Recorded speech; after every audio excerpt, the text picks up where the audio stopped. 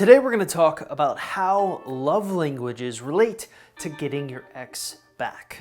So if you stick around until the end of this video, not only am I going to teach you how love languages relate to getting your ex back, but we're also going to be discussing each and every individual love language and how you should be using them specifically to get your ex back without seeming too ridiculous. We have been on record multiple times saying we do not believe it's a good idea to ever send your ex a gift.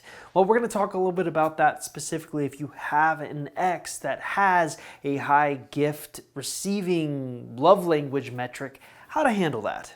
But most importantly, we first need to understand where love languages fit in the overall process of trying to get your ex back. So the way we've always looked at breakups and trying to recover from breakup and getting your ex back is really you can divide sort of the phases into three distinct categories: before the no contact rule, during the no contact rule, and after the no contact rule. So before the no contact rule is basically a complete understanding of what you should be doing during no contact and after no contact. During the no contact rule is all about outgrowing your ex and getting into the right mindset for when you actually begin building rapport after no contact. And then of course, after your no contact rule is complete and you actually start trying to get your ex back, that's where you're building rapport. That's where things like love languages come into play. Now, what are the 5 love languages? Well, we have words of affirmation, physical touch, receiving gifts, quality time, and acts of service. So, what does each one mean? Well, words of affirmation is basically where you're using words to convey how you feel. Physical touch is basically the appropriate physical touch for the given circumstance. Receiving gifts is literally receiving gifts. Quality time is giving the person your undivided attention, and acts of service is basically actions speaking louder than words. Now, what's interesting about love languages is that a lot of people crave simplicity. And what I mean by that is they oftentimes will say, oh, well, my love language is physical touch, or my love language is acts of service. Well, the truth is that human beings are much more complicated than having just one singular love language. In pretty much all cases, we have a primary love language and a secondary love language. Now, you can go to the website 5lovelanguages.com and basically take the quiz that they provide, which they'll ask you like 50 to 100 questions relating to your love languages and trying to dissect what they are to really illustrate the point that we don't have one singular love language. We have a primary one and then a bunch of secondary ones. Well, just to prove this point, I went to that website, took the quiz, and here were my results. As you can see, physical touch led the way by 30%, acts of service led by 20%, receiving gifts led by 20%, words of affirmation was 17%, and quality time was 13%. Now, what we need to understand by primary and secondary love languages is the fact that we all kind of like all of the love languages, we just have a preference for certain ones. If you're able to identify your ex's love language, you can kind of take the test, do some detective work, and pretend that you're them. It will give you some indication on how you need to be communicating with your ex after your no contact rule is complete to have the highest ability to build rapport.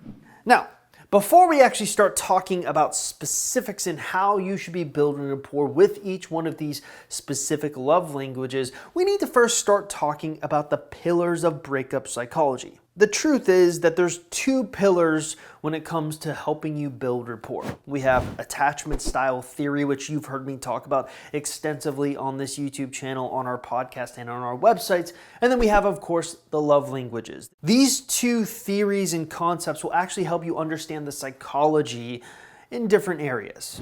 So for example, attachment style theory really helps you understand how exes behave in certain circumstances. It also has the greatest impact on the timing in which you're going to communicate with your ex.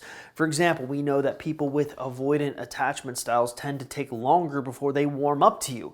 The reason is because people with avoidant attachment styles tend to have this ability where they like sort of nostalgia. They don't like being in the relationship so much. They like being out of the relationship and then kind of imagining what life would be like if they were in the relationship. That's where they feel strong. So oftentimes you have to wait a little bit extra if your ex is an avoidant before you start communicating with them. But when it comes to love languages, that's where the psychology shifts a little bit.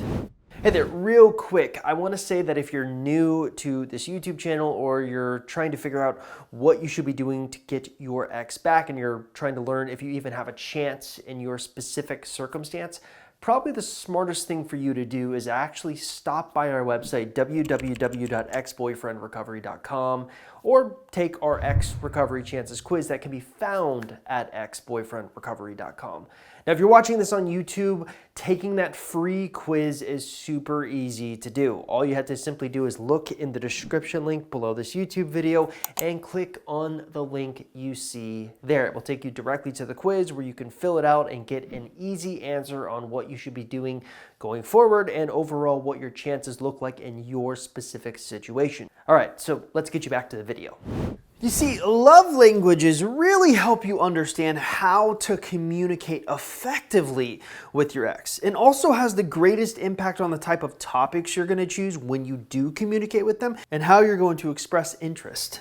Now, this is where things get incredibly tricky because oftentimes most of the strategies that we teach is done not in person until the very end. And a lot of these love languages really have to occur in person. At least you would think so. But what if I were to tell you that there's a way that you can express physical touch and things like that through text message? So let me preface this by saying you should only be using love languages to help enhance your rapport building with your ex. Once you think you know your ex's love languages, this is where you're going to want to sprinkle them in as you communicate with them. So let's take something like physical touch.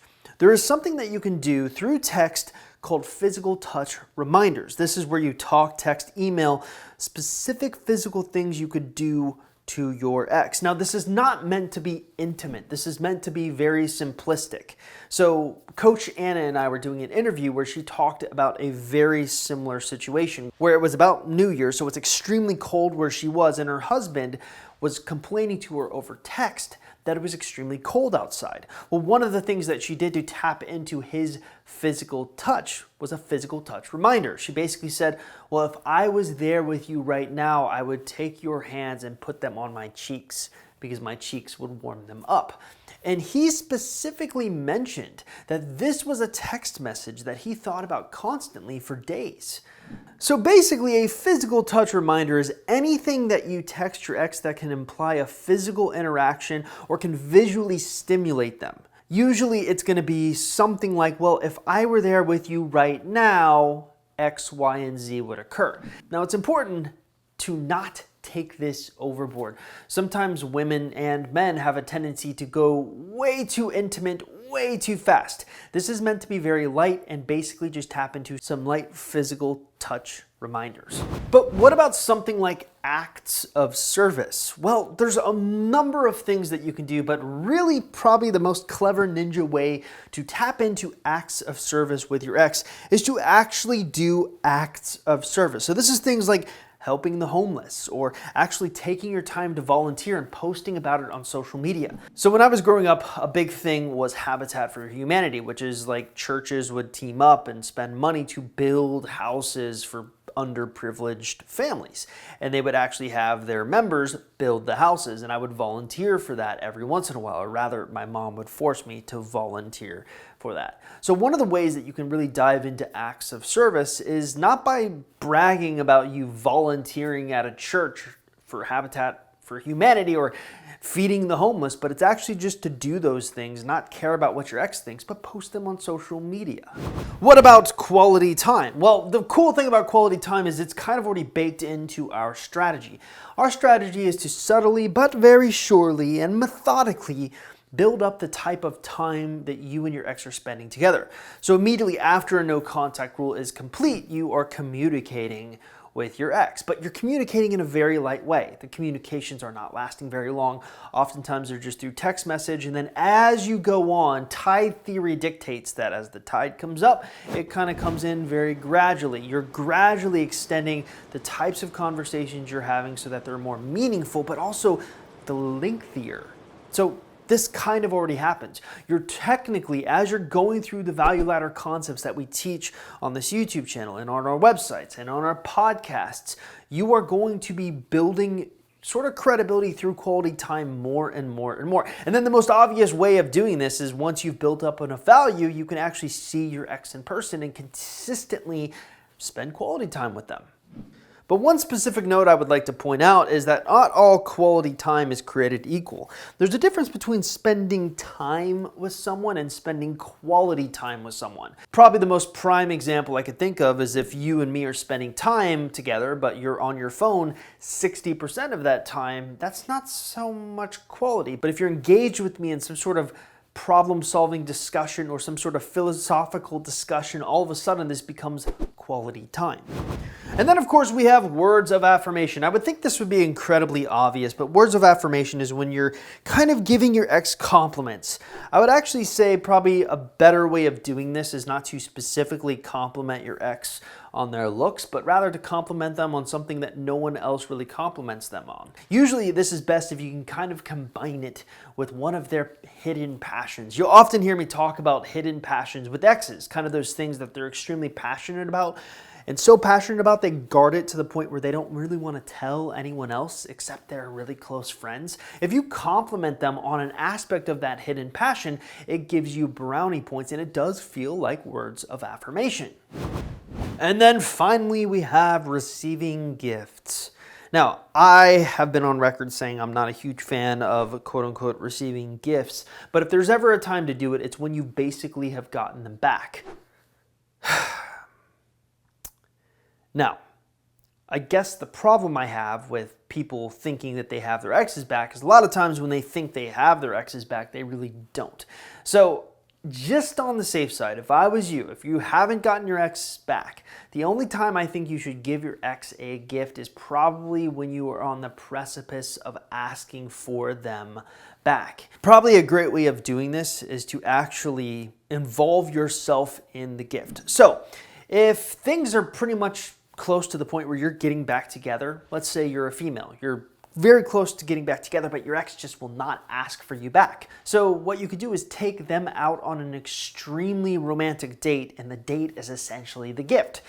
And then on the date, you can kind of turn to them and say, so what are we? After you've done all of that work. Now, if you're a guy, it's a lot easier. As you ask for your ex-girlfriend back, you whip out a flower. Guess what? It's a gift. You are literally combining your ask with receiving gifts. Now, I would only do that ever if receiving gifts was at the very top of their love language. Now, there's a lot of elements to love languages that we haven't discussed in a short video like this, but if you want to learn more, Coach Anna and I did an extensive hour-long talk on love languages, where we went through a lot of the things that we talked about today, but even deeper. So if you want to check that out, my recommendation is just to type in my name in love languages or Coach Anna in love languages and watch the interview that we did earlier this year. Also, if you're interested in learning how you can get your ex back, or you're kind of confused at where you need to start, the best place for you to start is on our website, www.exboyfriendrecovery.com, and taking our Ex Recovery Chances quiz. It's a free, simple 2-minute quiz designed to basically tell you what kind of chance you have of getting your ex back. And all you got to do if you're interested in taking the quiz and you're watching this video on YouTube is simply look in the description link below this YouTube video and click the link you see there. That's going to do it for today. Thank you so much for watching these videos. I'll see you next time.